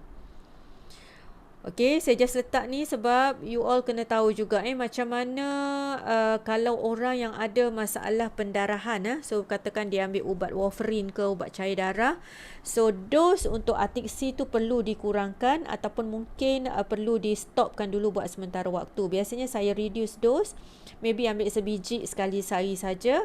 Kalau orang yang ambil warfarin, kalau insyaAllah yang lain should be okay lah, tak ada masalah ubat-ubatan lain. Tapi biasanya ubat cair darah kita kena reduce dose. Sebab fish oil ni ataupun omega 3 ni dia akan boleh ganggu kita punya fungsi platelet ataupun fungsi faktor pembeku kita. Okey, selain daripada tu, honey, bee propolis, bee pollen, royal jelly, semua ni adalah perisai untuk menentang COVID-19. So, jangan lupa kena ambil semua ni sebab ini adalah bukan saja yang kita letak dalam program ni tetapi disebut juga dalam Al-Quran tentang kebaikan produk-produk madu ni. Okey, dan banyak research dekat sini, nanti you all boleh baca sendiri, boleh tengoklah saya letak ni. Propolis is one of the most powerful. So kalau you all rasa nak sakit tekak ke, rasa demam ke apa semua, one of the best is actually ambil bee honey dengan propolis. Sebab antioxidant level dia yang tinggi, phenols and flavonoids dia tinggi. Dia boleh alter viral replication. Virus yang nak membiak tu dia boleh stopkan, inhibit. Dia boleh stopkan virus replication. Dan dia boleh alter inflammatory response. Okay, so ni adalah antara kebaikan propolis dengan honey. Okay, banyak lagi research lain, saya just tunjuk dekat sini, you all boleh baca. So bee products ni banyak sangat dia boleh virucidal activity, dia boleh bunuh virus, inhibits virus replication, enhance the effect of antivirus. Kalau kita ambil ubat-ubat antiviral lain, bee products ni dia boleh enhance, dia boleh kuatkan lagi efek ubat-ubat baik yang lain tu. Okay, stimulate immune systems dan sebagainya. Okay, so kalau siapa yang belum sempat dengar itu yang Prof Kamarul, you also boleh tengok balik, refer balik video yang baru ni sebab vaksin ni ada dibentangkan ataupun discuss oleh Dr. Kamarul baru ni. Okay, few last slides ni saya nak sentuh sikit tentang soalan-soalan yang biasa orang tanya saya. Okay, biasanya orang akan tanya, okay, doktor, okey, biasanya orang tanya saya, doktor, apa persediaan saya sebelum dan selepas vaksin? So, sebelum dan selepas vaksin, yang pertama adalah, boleh mute kan tak siapa ni? Boleh mute kan? Okey, apa persediaan? Pertama, kita minimizekan keradangan. Kalau boleh, kita cuba dapatkan blood pressure kita, blood sugar kita, BMI yang terbaik. Okey, kalau boleh cuba. Tidur yang berkualiti. Sebelum dengan selepas vaksin, make sure tidur berkualiti untuk kita repair badan kita. Follow HD, disiplin, minum air yang mencukupi dan sediakan Panadol. Okey, sebelum ataupun selepas prepare Panadol kalau kita ada demam, sakit badan, bengkak dan sebagainya. Okey.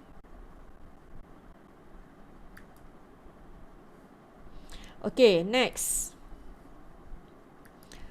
Supplements yang kita kena ambil seminggu dengan selepas vaksin. Yang ni pun ramai juga yang tanya. So, seminggu sebelum vaksin dengan seminggu selepas vaksin. Okey, yang pertama, jus antioksidan ambil setiap pagi. Ada orang tanya, doktor, boleh ke kalau nak minum jus sebelum ambil vaksin? Ya, boleh dan bagus sangat. So, kalau tak nak minum jus sebelum pergi ambil vaksin tu, boleh ambil AVG. Boleh ambil 250 ml AVG pagi sebelum pergi vaksin dan balik nanti boleh ambil segelas lagi 250 ml. Ambil absorbency 2 biji 3 kali sehari. Bee propolis boleh ambil 3 biji 3 kali sehari. Okey. Ni untuk orang yang tak buat HD lah. Kalau orang yang buat HD dia memang dah follow regime dia kan. Atik C, okey, ataupun kalau orang yang ikut HD pun dia boleh follow juga regime ni sebelum ambil vaksin ataupun selepas. Atik C 3 biji 2 kali sehari dan ambil madu sesudu besar 1 kali sehari. So seminggu sebelum vaksin dan seminggu selepas. So sebelum nak pergi vaksin tu make sure breakfast dulu sebab mungkin tempat vaksin tu ramai, crowded, nanti kita hypo dan sebagainya. Okey. Next. Ada juga yang tanya saya, doktor, apa patut saya buat jika badan terasa lemah, tekak, perit, rasa macam nak demam, tak demam, panas, sejuk. So, pertama sekali pastikan sama ada simptom yang anda ada tu adakah simptom yang menyebabkan anda perlu pergi untuk buat screening. Okay, mana exclude dulu yang tu. Buat screening ke tidak, tanya di klinik berdekatan ke, ataupun tanya eye care dekat tempat anda ke, ada history of contact ke, exclude yang tu dulu. Okay, supaya kita dapat confirm keadaan kita. And then, segeralah yang pertama minum air masak yang banyak. Kita hydrate badan kita. Yang kedua, boleh ambil AVG. Terus ambil AVG. Sebab AVG, aloe vera ni ada protection, antioksidan, antiviral, antibakterial yang tinggi. Okay, ambil AVG 250 ml 2 atau 3 kali sehari. Terus ambil honey. Minum madu terus 1 sudu besar 2 kali sehari. Kalau rasa sakit tekak, rasa nak demam, ambil terus Absorben C 2 biji setiap jam. Sebab apa? Sebab Absorben C ni dia adalah vitamin yang cepat teroksida. So, bila kita dalam keadaan yang kena infection tu, ataupun kita dalam keadaan yang tak sihat tu, kita punya vitamin C cepat digunakan. Badan kita cepat guna. So, kita cepat habis. Teroksida. So, ambil 2 biji setiap jam selama 6 jam. Okay, maknanya 2 biji, 2 biji, 2 biji. So, 1 biji 60 mg, 120 kali 6, maknanya 720 mg baru. Dan ambil, lepas pada 6 jam tu, ambil 2 biji 3 kali sehari.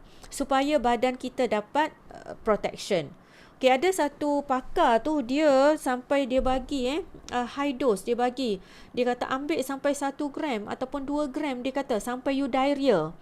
Sebab apa? Bila kita diarrhea ataupun berak cair tu, Absorben C ni dia punya side effect dia, cuma kita buang air besar lah, buang air besar diarrhea. So, bila kita dah diarrhea ataupun dah cirit-cirit tu, maknanya kita punya ketepuan vitamin C dekat usus tu dah penuh. So, kita kuranglah sikit. Kurangkan. Mungkin ambil 700 gram ke 900 gram ke. Depends. Tapi nak menunjukkan bahawa pada masa acute infection, kita tengah sakit tekak, kita dengar demam dan sebagainya tu, kita boleh kunyah Absorben C ni 2 biji hourly, setiap jam. Selama 6 jam.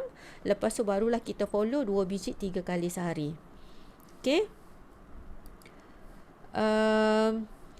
B-propolis boleh ambil 5 biji 3 kali sehari. Ni masa acute.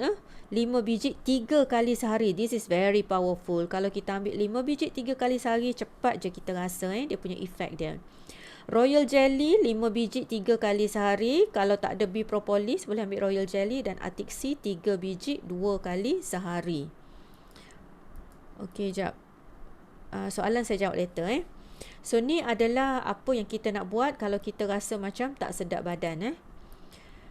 Okey, so kalau anda ada Super Greens ataupun RG Plus, ambil 2 sachet sehari. Okey, sebab Super Greens, RG Plus ni dia ada vitamin D, vitamin K, dia akan lagi bagi booster untuk kita punya immune system. Kalau anda ada Forever Focus pun bagus juga. So, ambil 2 biji 3 kali sehari. Sorry. Dan kalau siapa yang ada Forever Garlic Thyme, boleh ambil juga 2 biji 3 kali sehari. Tapi rawatan yang terbaiknya apa? Tidur. So, kalau kita rasa tak sedap badan, kalau kita rasa letih, rasa sakit-sakit sendi dan sebagainya, selepas kita ambil semua yang perlu tu, tidur. Sebab badan kita perlu tidur untuk baiki balik kerosakan yang ada dalam badan kita tu. Okey, so saya rasa setakat tu saja. Jap, saya tengok dulu ada soalan-soalan yang boleh buat IFHD sebelum dan selepas vaksin atau ikut waktu biasa. Yes, boleh Linda, tak ada masalah. Boleh buat IFHD, no contraindication. Boleh buat IFHD sebelum atau selepas vaksin, no problem at all. Okay, next. Ada soalan lagi. RG. Okay, siapa nak stok RG minta dengan Fina. Okay, blood test. Pregnant mother yang tak cukup vitamin D menyebabkan bayi lahir nanti jaundice. Ya, mungkin. Ada possibility sebab pregnant mother yang tak cukup vitamin D ni, dia punya nanti sistem dalam badan dia akan jadi lemah. Dan tapi cuma ada banyak causes lain of jaundice lah untuk newborn selain daripada tak cukup vitamin. So, ada banyak sebab-sebab lain lagi untuk jaundice. Tapi vitamin D memang penting untuk even ibu yang mengandung pun supaya dia dapat bina kekuatan tulang dan sebagainya yang cukup. Spray aloe first dulu baru sapu sunscreen. Okey, kalau nak keluar Kak Rock, katakan nak dapat benefit untuk sepanjang 20 minit pertama ataupun 30 minit pertama, nak dapat betul-betul ultraviolet punya effect tu, tak payah letak dulu sunscreen. Okay, aloe first saja. Sebab apa? Sebab aloe first ni dia ada antibacterial. So spray aloe first dulu untuk hydrate dan untuk antibacterial. Lepas tu exercise lah, jogging ke apa semua, setengah jam. Lepas tu naik. Tapi kalau nak letak juga, yes, katakan nak duduk lama dekat luar, nak duduk sejam ke 2 jam ke, yes, sapu aloe first, lepas tu boleh letak sunscreen sikit lah. Okey, sampai jam berapa pagi tu biasanya? Okey, kalau nak keluar, ada beberapa artikel yang saya baca lah The highest concentration of ultraviolet A and ultraviolet B dekat luar ni sebenarnya dia bermula pukul 10 pagi hingga 3 petang. Okey, tu memang panas terik lah. Panas terik. Tapi kita tak nak yang panas terlalu sharp, panas terik. So the best is kalau dah awal pagi pun dia dah ada dah. Dia actually dah ada. Ultraviolet A dengan B tu dah ada as early as ada matahari tu. Once dah keluar cahaya matahari, memang dah keluar dah ultraviolet A, ultraviolet B. Cuma the highest concentration paling tinggi dia punya ultraviolet A, ultraviolet B antara pukul 10 pagi hingga 3 petang. Okay, so you nak exercise pukul 7, 8 pagi, 9 pagi pun dah ada dah actually. Cuma kalau nak betul-betul tu. Tapi saya tak galakkan lah pukul 11, pukul 12 tengah terik itu. Sebab pada masa tu dia punya concentration dia terlalu tinggi. Nanti you memang akan burn dan sebagainya. Okay, esok pagi mula cari ultraviolet. Yes, cari ultraviolet. Okay, saya rasa tak ada soalan. Okey, kena matahari, bla bla bla. Okey, tak apa. So, dah tak ada soalan. Saya rasa setakat tu saja last sekali Okey. Kalau ada apa-apa soalan lagi lepas ni, nanti you all boleh PM saya ataupun boleh tanya dalam grup lah Boleh tanya dalam grup. Ataupun saya bagi masa lebih kurang dalam 1 minit. Kalau ada siapa yang nak on mic, you nak tanya soalan, boleh on mic, boleh tanya. Any question you all nak tanya? Ataupun boleh tanya Dr. Zul Dr. Zul pun ada dekat sini kalau you all nak tanya soalan. Assalamualaikum doktor. Waalaikumsalam. Ya Nora?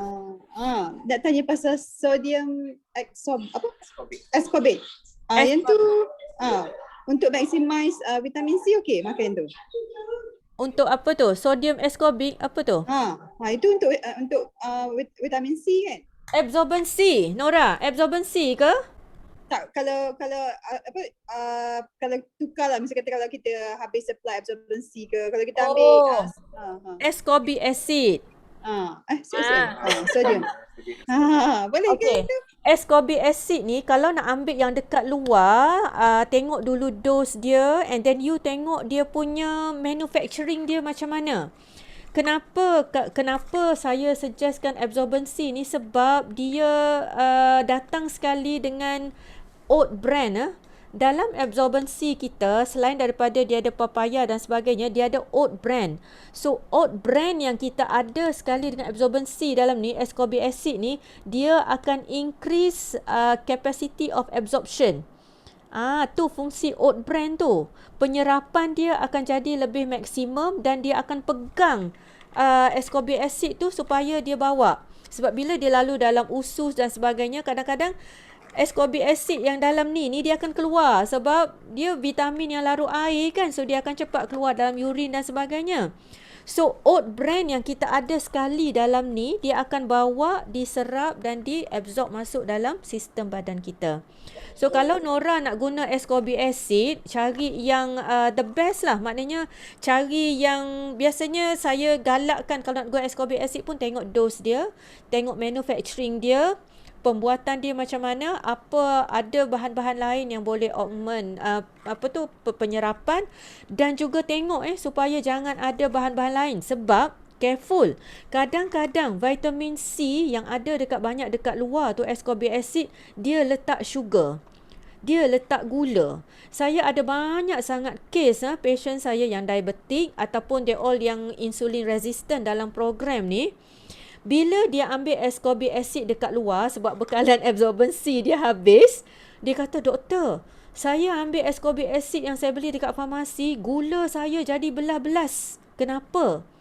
So bila tengok balik, saya tengok ingredients dia letak sugar dan bila rasa pun dia kata memang rasa pelik manis daripada biasa. So Nora, be careful kalau nak beli yang dekat luar, sometimes dia letak additional ingredients yang menyebabkan dia akan ganggu kita punya insulin resistance kita. Okay, so rasa tu saja. Ham, cadangan suplemen untuk kanak-kanak below 12. Okey, Ham, untuk anak-anak below 12 boleh bagi absorbency, boleh kunyah ataupun boleh bagi royal jelly. Kalau dia tak suka absorbency, boleh kunyah royal jelly.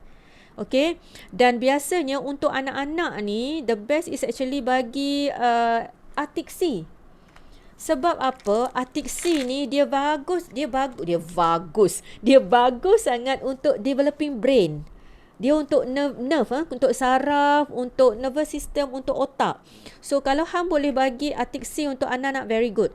Let's say anak-anak tak suka nak telan sebab besar, boleh ambil Arctic Sea yang Singapore. Ham kan senang dapat supply Arctic Sea Singapore. Arctic Sea Singapore dia kecil sikit, so senang nak telan. Dan satu lagi, kalau susah nak telan, biasa saya akan ajar ibu-ibu, dia cocok Arctic Sea tu dia masukkan dalam jus. Dan untuk anak-anak you all boleh varietykan jus tu. Maknanya tak semestinya campur yang hijau macam kita. Tapi you boleh campur mango sikit, boleh campur pisang sikit supaya dia sedap. Okay? Doktor, nak tanya pasal Arctic Sea ni, kita kan ada banyak daripada Hong Kong, daripada Singapura, daripada Malaysia. Jadi kita orang perasan dia punya saiz pun lain. Betul. Sebenarnya dia punya intake sama ke? Sebab misalnya kita praktis dua kan? Yes. Dia sebenarnya kalau Arctic Sea daripada selain daripada Malaysia, Arctic Sea Hong Kong, Singapura dan sebagainya, dia punya dosage dia kurang sikit sebab EPA, DHA dia tu lagi tinggi.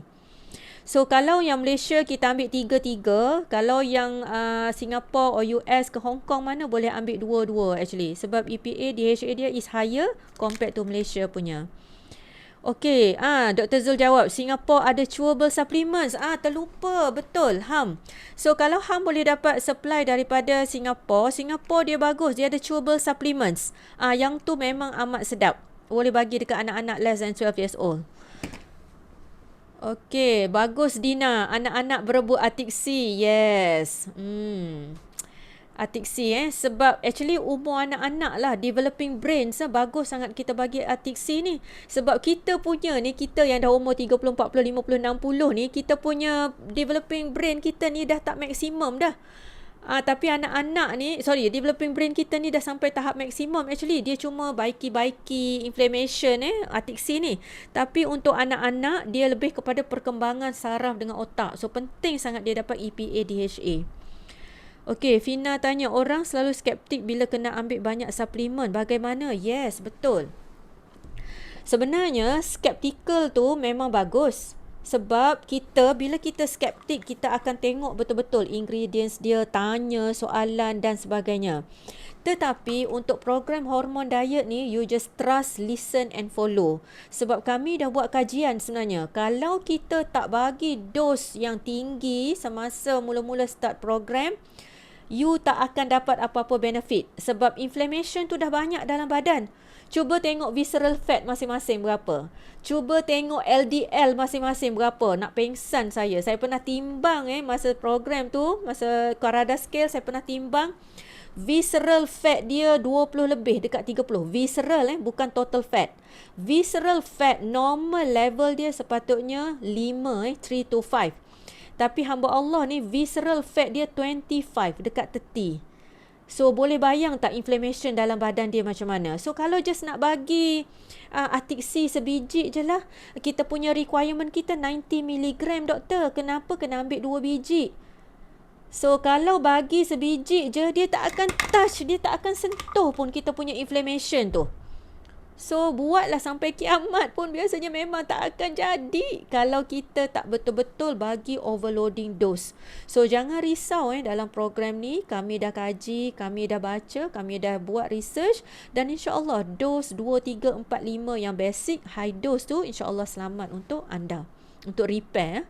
Okey, Atik C untuk anak 1 biji per day. Yes. Untuk anak kalau less than 12 tahun, hang boleh bagi 1 biji sehari. Rosa, berapa lama nak berjemur setiap pagi, doktor? Okey, Rosa. Saya dah sebut tadi. So, setiap pagi kalau nak betul-betul dapat without the sunblock lah. You nak keluar jogging apa semua kejap without the sunblock.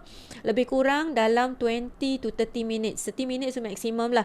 So, kalau orang yang kulit putih, kulit cerah, yang tak ada melanin yang banyak, 10-15 minit pun dah dapat. Tapi depends. Kadang-kadang orang yang berkulit cerah pun kalau dia tutup banyak so tutup semua overall lah, dia tak expose pada skin. Sebab skin lah pada bawah kulit lah sebenarnya ada epidermis yang akan 7-dehydrocholesterol tu yang akan buat vitamin D. So kalau overall tutup semua memang kena lama sikit lah expose sebab muka saja kan. Tapi Mak Saleh sebab tu dia berjemur naked dan sebagainya. Sebab the whole body dia akan dapat ultraviolet tu. So tapi takkanlah nak bogel dalam, kan dalam bilik tu boleh lah kan.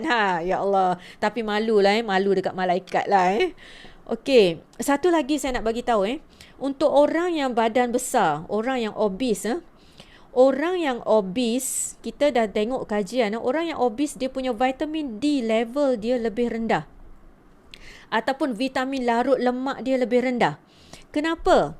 Sebab orang yang obese dia ada adipose tissue, sel lemak. Sel lemak orang yang obese ni dia ada banyak. Sel lemak ataupun adipose tissue orang yang kurus ni dia ada sikit. Ataupun sel lemak dia kecut. Tapi orang yang obese sel lemak dia besar. Dan vitamin A, D, E, K ni saya bagi tahu tadi, vitamin adik ni adalah vitamin larut lemak. Jadi vitamin-vitamin adik ni dia akan duduk dalam adipose tissue. Sedangkan orang yang obese ni dia perlukan banyak vitamin E, vitamin D, K dan sebagainya untuk repair inflammation. So, orang yang berat badan dia besar, kalau dia exercise dekat luar, dia nak vitamin ultraviolet tu, dia kena spend masa yang lebih lama sikit. Okay, kalau orang yang slim, maybe dalam 10-15 minit, dia dah dapat dos ultraviolet dia. Tapi orang yang obese, mungkin dia kena spend double. Mungkin dia kena dalam 40 minutes, 1 hour, barulah dia dapat dos ultraviolet yang cukup untuk dia punya badan dia. Sebab vitamin A, D, E, K dia tu banyak duduk dalam simpanan lemak dia. Tak banyak yang keluar. Okay? So, faham tak setakat ni? Okay ke? Ada soalan? Okay, so ambil sodium as a... Okey, saya rasa tu saja soalan dah tak ada soalan. Okey, kita dah lewat 10.45. Okey, saya rasa setakat ini, so insya-Allah saya record sesi ni. Kalau you all nak dengar balik ataupun nak tengok balik slide, nanti boleh tengok balik, saya akan bagi recording dia insya-Allah. Dan saya doakan mudah-mudahan you all dapat manfaatkan ilmu yang dapat dalam program ni. Okay, supaya kita dapat kesihatan yang terbaik. Sebab coronavirus ni dia bukan kaleng-kaleng. Dia bukan benda yang kita boleh buat main-main. Dan immune sistem badan kita ni bukannya sekejap saja kita nak supaya mantap kita nak supaya selamanya kita sihat insya-Allah.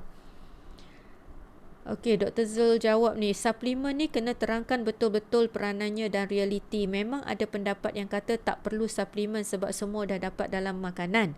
Yes, itu pendapat masing-masing. Cuma realitinya dan persoalan yang kita kena tanya, benarkah kita boleh dapat semua vitamin secukupnya dalam makanan? Betul.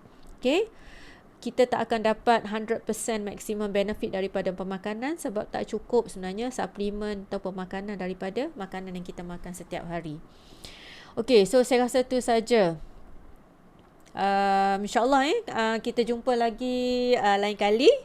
Dan satu lagi saya nak bagi tahu sekarang ni sedang ada Elo Challenge untuk skin, untuk kulit So, kalau anda nak kulit yang cantik, kalau anda nak kulit yang sihat, okey, cantik tu satu hal, kita nak supaya sihat.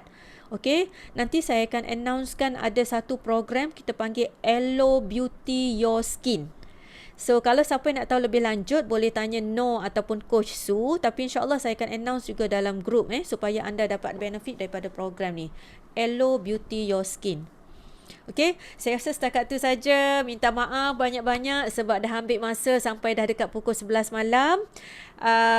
Rasanya ada yang dah tertidur dah depan ni, dan saya harapkan ilmu yang saya bagi pada malam ni, kalau ada salah dan silap tu insya-Allah boleh diperbetulkan. Nanti bagi tahu saya mana-mana yang nak tambah yang terlebih terkurang, dan insya-Allah kita jumpa lagi dalam pertemuan yang akan datang.